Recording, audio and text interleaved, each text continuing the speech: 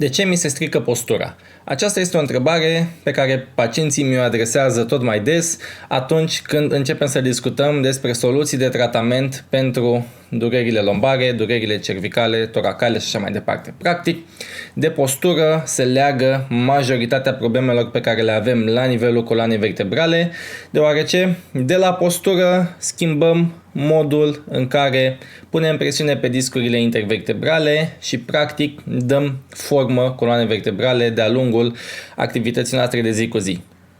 Din păcate, postura este periculoasă dacă nu este corectată din simplu motiv că o repetăm iar și iar în fiecare zi foarte mult timp. Și asta ne duce pe noi la primul punct pe care vreau să-l discutăm astăzi legat de ce mi se strică postura. Primul și cel mai important este acela că repetiția este mama învățăturii. Practic, dacă eu acum când stau pe scaun, dacă tu în timp ce privești acest material ai o postură greșită și te mai uiți la încă 2-3 materiale după acesta, practic îți educi corpul să mențină acea poziție, deoarece noi, reflex, învățăm tot timpul mișcări, învățăm posturi și cu cât le consolidăm mai bine în creier, cu atât acestea sunt prima variantă de acțiune reflexă pe care cerebelul nostru o păstrează, deoarece noi vrem ca organisme să ne simplificăm cât de mult se poate viața și această simplificare vine cu foarte, foarte multe avantaje, însă dacă învățăm mișcări greșite, dacă învățăm posturi care nu sunt avantajoase, nu vom face altceva decât să devenim tot mai buni în a sta în acea poziție, indiferent dacă este bună sau dacă este rea. Practic, formezi un obicei, îl consolidezi și este foarte greu să scapi de acesta ulterior. Eu, atunci când lucrez cu pacienții în cabinet, dacă au făcut activitate fizică, de exemplu, le este mult mai ușor să se muleze pe exerciții și să învețe, deoarece au o bază de plecare pozitivă. În schimb, cu un pacient care a stat într-o poziție deficitară an la rând și nu a făcut mișcare, este mult mai greu să discutăm despre cum să așezi picioarele pe podea și să faci niște genuflexiuni, deoarece este o mișcare nouă pentru care corpul nu este pregătit, nu are o experiență anterioară și pentru a realiza mișcările va căuta să folosească înainte de toate bagajul informatic pe care îl are și abia apoi să fie deschis să învețe lucruri noi. Acestea sunt reflexe de se învață fără voia ta. Tu poți doar să ghidezi procesul repetând mișcările și posturile corecte cât de des se poate.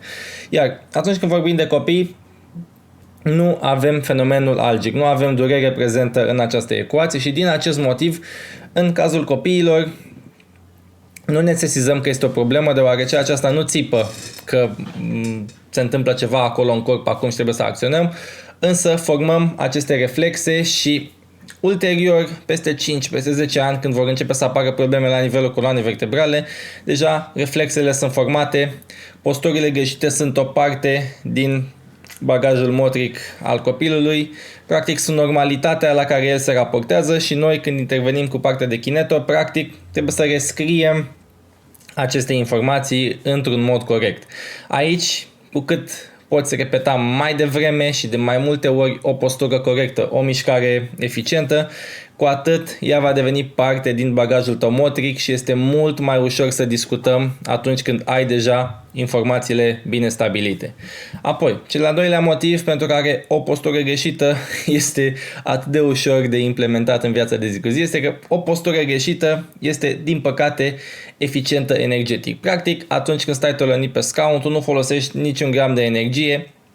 Coloana ta este practic țintuită în ligamente care sunt întinse și repetând astfel de posturi, ligamentele se vor forma în postura în care le menținem, revenind iarăși la punctul 1 în care repetiția dictează ce se va întâmpla cu corpurile noastre.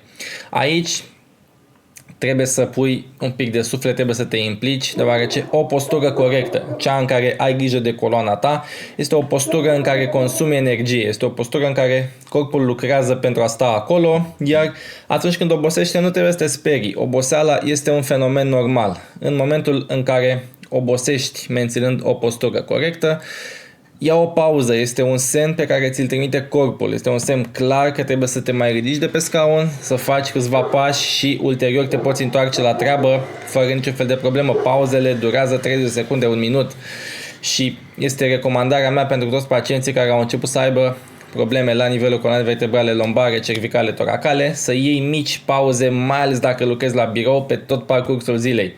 Cu cât fragmentezi mai bine programul, cu atât este mult mai simplu pentru corpul tău să rămână sănătos.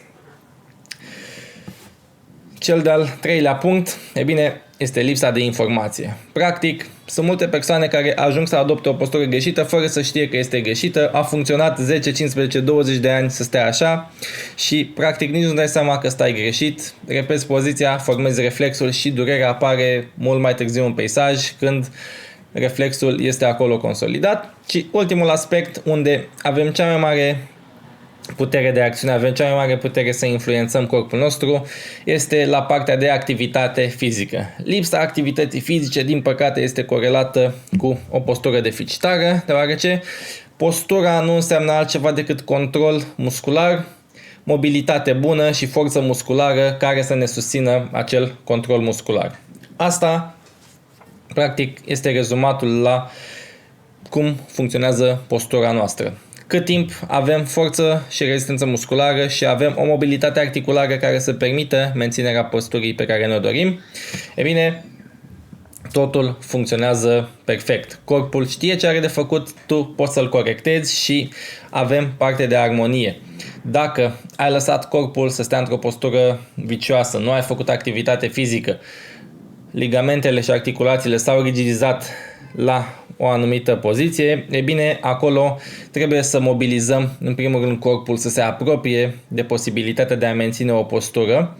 Apoi trebuie să antrenăm musculatura pentru a putea să rezistăm în poziție, deoarece, așa cum am spus mai devreme, o postură corectă este consumatoare de energie. Deci ai nevoie de un substrat pe care să te bazezi și, nu în ultimul rând, ai nevoie de partea aceasta de control în care să știi cum să stai și să repeți și când nu mai poți să iei pauze. Cam acestea sunt motivele principale pentru care ajungi să îți strici postura.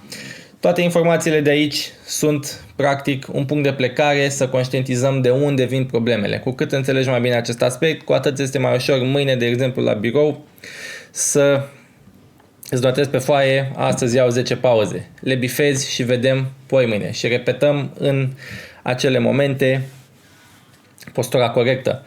Încercăm să vedem cât rezistăm până corpul cere o pauză și tot așa.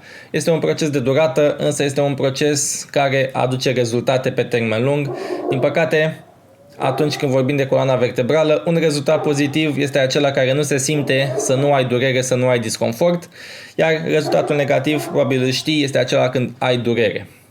Și aici intervine partea de perseverență să te menții sănătos. Practic, sănătatea nu se simte. Cât timp ești sănătos, nu te doare nimic, totul funcționează și trebuie să fii proactiv, să ai grijă de corpul tău. Dacă vrei să afli mai multe informații, găsești pe canalul de YouTube multe alte materiale legate de acest subiect, iar dacă vrei să iei atitudine să lucrezi la postura ta, să-ți repari afecțiunile coloanei vertebrale, poți stabili un consult cu mine 1 la 1, găsești mai jos linkul și avem o serie de materiale pe care le putem face, o serie de programe pe care le putem implementa pentru a avea rezultate. Asta este tot pentru astăzi, eu sunt Dr. Cosmin și îți doresc multă sănătate!